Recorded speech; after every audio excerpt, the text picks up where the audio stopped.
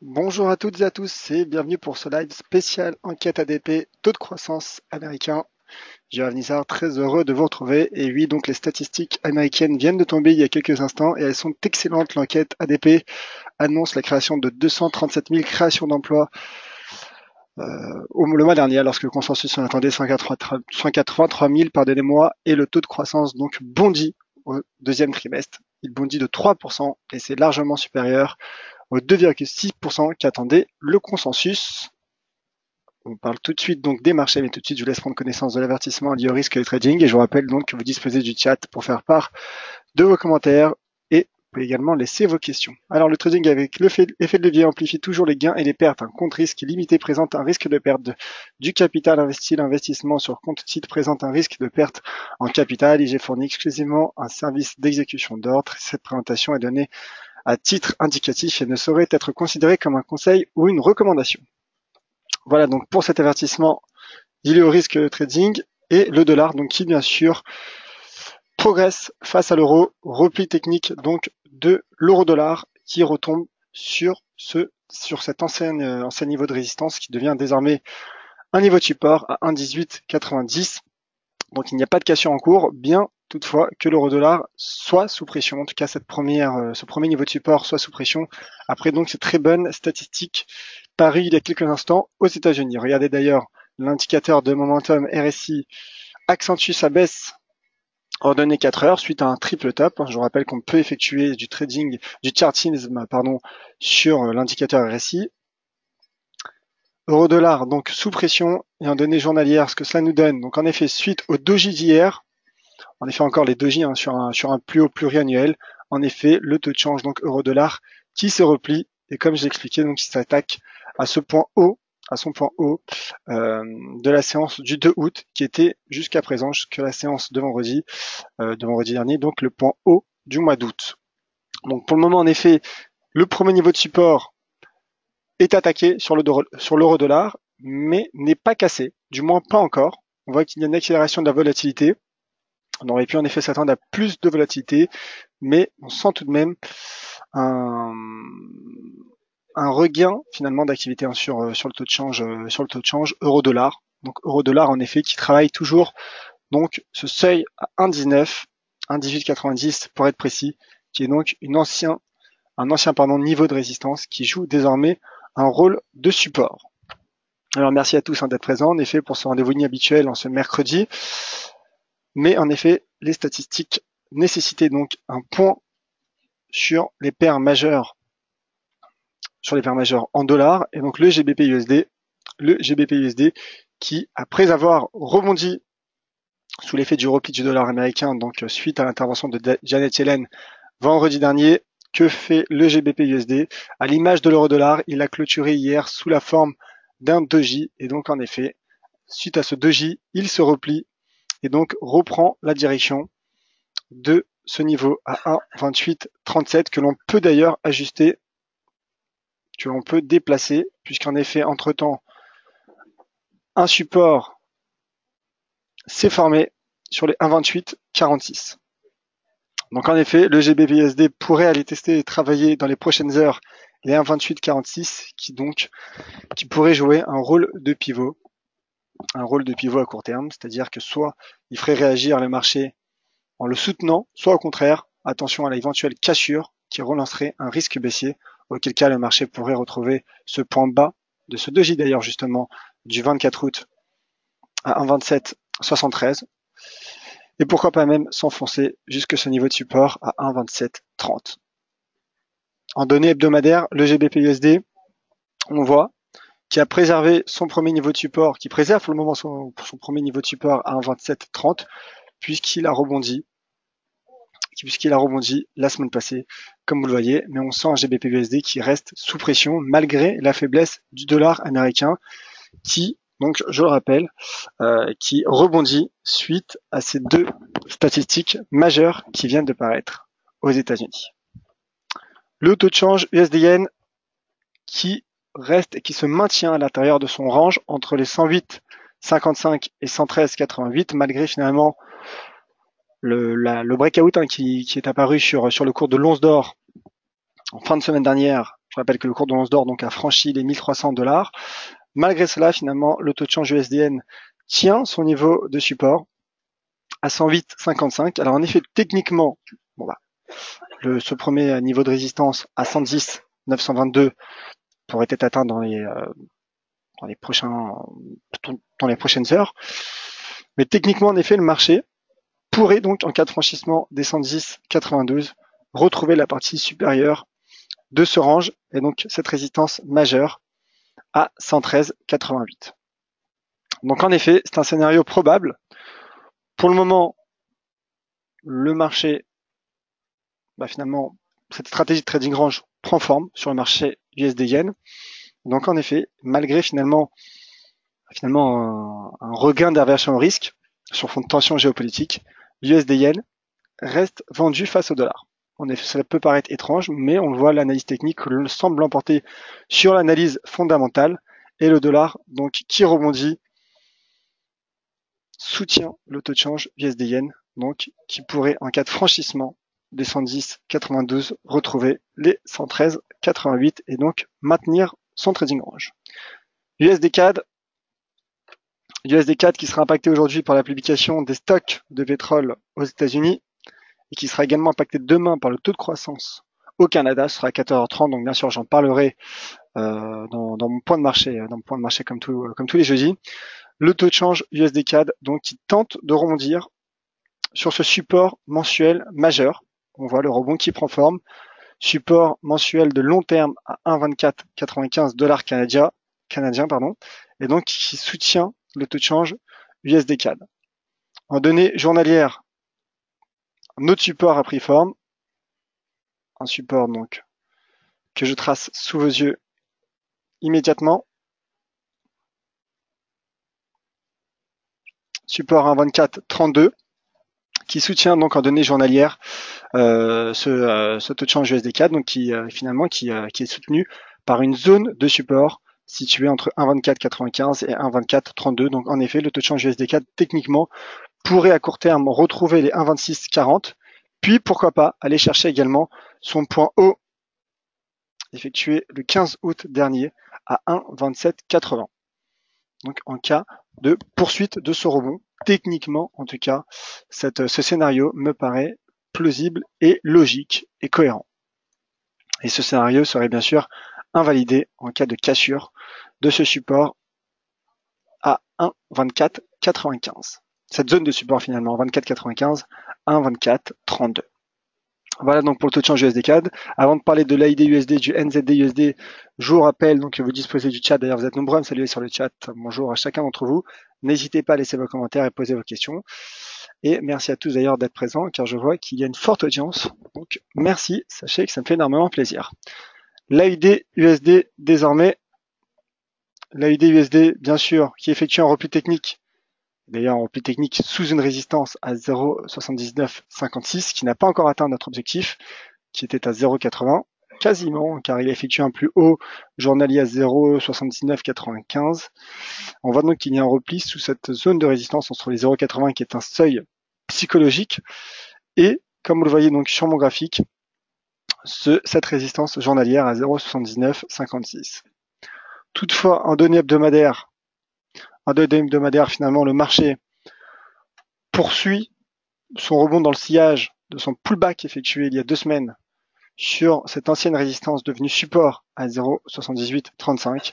Et donc, en effet, tant que ce support tient, tant que ce niveau tient, ce qui est pour le moment le cas, un retour à moyen terme sur ce point haut de la semaine du 24 juillet à 0,8065 $ me paraît envisageable sur l'AID-USD. Bien sûr, entrer tout de suite en position ne permettrait pas selon moi de gérer son risque, mais en revanche, attendre une éventuelle consolidation sur ce niveau de support à 0,7835 pour ensuite dégager une stratégie haussière sur ce niveau de support permettrait d'optimiser son ratio R3.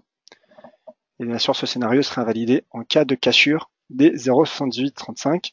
Sinon, attendre une éventuelle cassure des 0,7835 qui pourrait bien sûr également ne pas survenir. Donc voilà pour ce plan de trading sur l'AID-USD, le NZD-USD qui lui également qui tentait de rebondir sur cette zone de support entre les 0,7281 et 0,7343, mais qui lâche en effet le dollar américain, l'emporte face au dollar néo-zélandais, et donc le risque est baissier sur le NZD USD. Alors attendez, laissez-moi simplement ajuster ce niveau de support que travaille le marché, le marché met sous pression ce niveau de support à 0,72, qui est un seuil également psychologique, mais en effet, en cas de cassure, le risque baissier serait relancé et le taux de change pourrait retrouver ce niveau de support plus bas, pourrait retomber sur ce très joli seuil d'inversion de polarité à 0,6996 à court terme, en swing trading du moins. Voilà donc pour le NZD USD qui est sous pression également. On voit que le dollar, à court terme, en intraday du moins, l'emporte sur le marché du Forex. Alors je vois qu'il y a pas mal de questions et de commentaires et de réactions d'ailleurs sur le chat. J'y reviens dans un instant.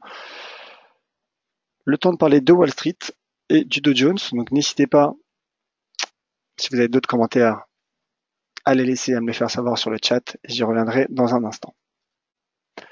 Alors le Dow Jones, qui lui rebondit sur un niveau de support que j'avais présenté la semaine passée, me semble-t-il. Un seuil d'inversion de polarité court terme en termes de bougies, du nombre de bougies. Nous sommes en données hebdomadaires, mais qui rebondit du moins sur les 21 563 points, donc ce qui est plutôt bon signe pour le cours du Dow Jones.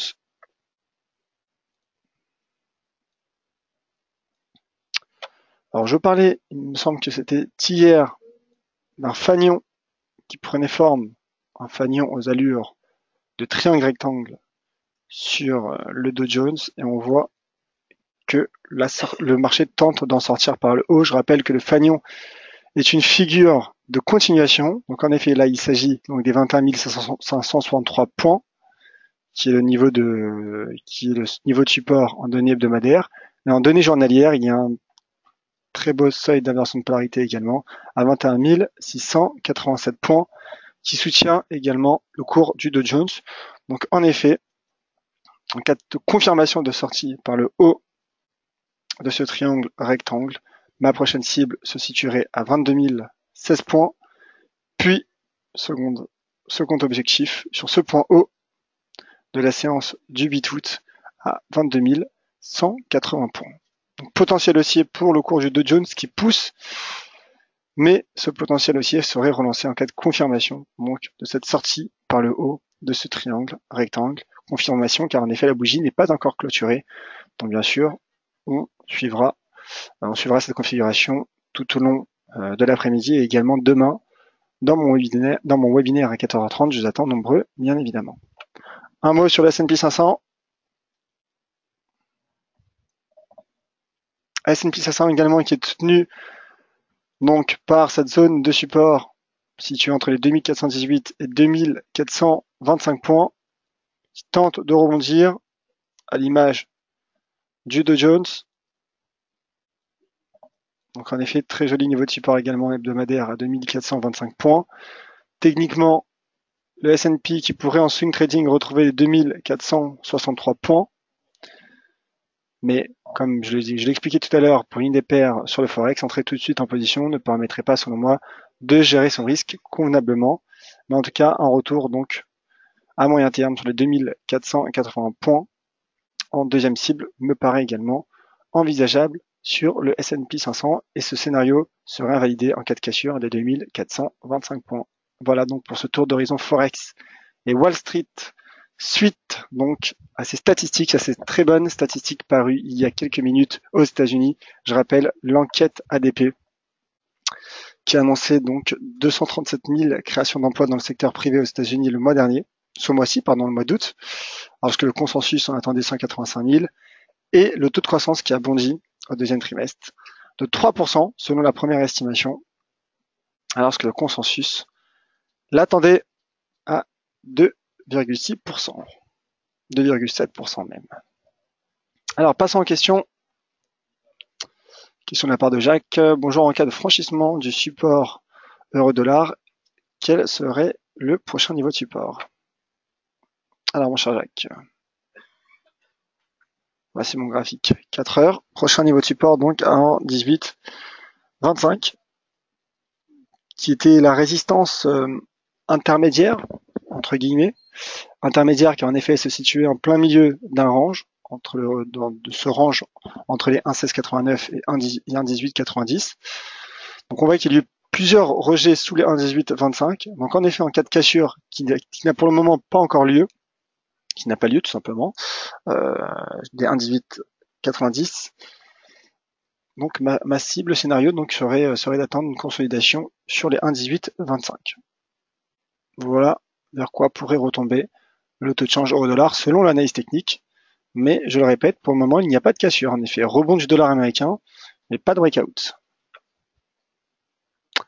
Alors, question de ODB RIP, que pensez-vous du dollar sur le moyen terme? Écoutez, je suis plutôt baissier sur le dollar à moyen terme. Déjà selon l'analyse fondamentale, puisque Janet Yellen est prudente et elle l'a confirmé vendredi à Jackson Hole.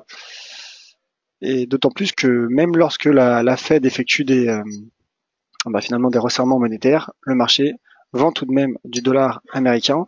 Et d'ailleurs, un doute est laissé donc quant à un troisième relèvement de taux de la Réserve fédérale cette année. Donc en effet, on s'attendait il y a encore quelques semaines à un troisième relèvement de taux en décembre de la Fed pour 2017, qui n'est plus sûr, en effet, qui n'est plus sûr. Donc on verra bien sûr, on verra l'évolution donc finalement des déclarations de Janet Yellen, mais pour le moment, à moyen terme, en effet, je suis plutôt baissier sur le dollar américain. Abdouche, la précision de l'analyse technique est impressionnante, en effet, d'où l'intérêt justement de l'analyse graphique. Et Christopher, donc, pour un commentaire, on attendra septembre pour jouer une reprise haussière sur les indices. Si j'en crois toutes les informations publiées ici et là, et en l'occurrence, votre guide prévisionnel, je pense, bon chiffre, hausse des taux et retracement des indices à mon sens. Donc voilà, Christopher qui nous fait part de son avis, merci. Donc Christopher qui est plutôt haussier à moyen terme sur les indices. En effet, pour le moment, l'analyse technique, comme je l'ai montré sur Wall Street, soutient le S&P et soutient le Dow Jones à moyen terme, avec notamment des niveaux de support formés en données hebdomadaires qui sont donc favorables à l'évolution de Wall Street, d'autant plus que, comme vous le voyez, la tendance de moyen et long terme est complètement haussière sur les bourses américaines. Merci, mon cher Christopher. Alors Lionel, j'ai une coupure, mais le gros du volume sera l'ouverture US tout à l'heure, n'est-ce pas? Probablement, oui. Il y a eu pas mal de volatilité, mais en effet, on peut s'attendre donc dans une quarantaine de minutes à d'éventuels breakouts. Je parlais justement du fait que le dollar américain n'avait pas cassé son premier niveau de support sur le taux de change euro-dollar. En effet, bonne remarque de la part de Lionel, qui pourrait donc en effet le taux de change euro-dollar, qui pourrait en effet voir la volatilité accélérer à l'ouverture du marché au comptant américain à 15h30.